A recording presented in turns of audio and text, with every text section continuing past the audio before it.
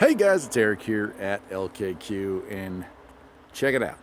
It is a 2005, maybe 2006 Subaru Outback. These cars are as rare as hen's teeth in the area that I live in because all-wheel drive is so coveted.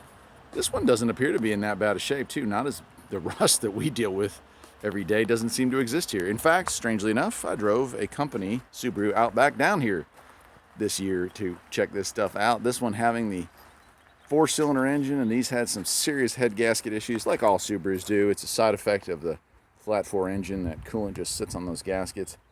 So I would guess that's probably what landed this one here in the junkyard at such an early age. Let's see if we can figure out what year it is here. I don't have my glasses on. Let me see if I can put them on. 2005. Boy, I nailed it. I don't. Yeah. Being a mechanic, sometimes we get to guessing pretty accurately, don't we? I like the color on this, kind of a almost army green, not quite. And it's in good shape. As a matter of fact, it's better than the one that I drove down here. Nice dash.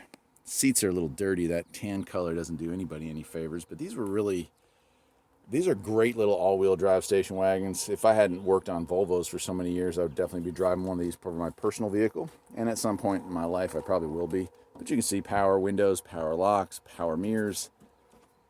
And here's some of the areas that really rust out, which shows me this car hasn't really ever spent any time in the rust. Is this rear control, this rear frame, the whole cradle tends to rot out. You have really serious issues here. And this one doesn't show any of that. So it's actually in really good shape. That's a shame. I would have bought this and slapped some head gaskets on it and been back on the road in no time. When I do finally get a Subaru, it'll be from down here because all the ones of this era back home are just rotted out garbage. It's expensive garbage too. People are still pretty proud of them. This one has some pretty nice rims on it. And a roof rack. Roof racks are kind of a mixed bag. They're really handy when you need them, but they also cut down on fuel economy by about 10%. With gas prices the way they are, I'm a huge fan of squeezing every mile per gallon out of the tank, so I like it.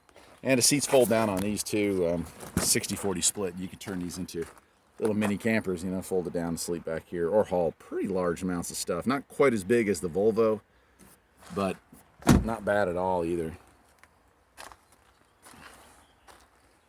And you can see somebody took good care of it. Had a time belt replacement.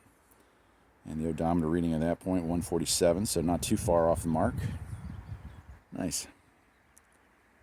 I guess that'll do it for today. Take care.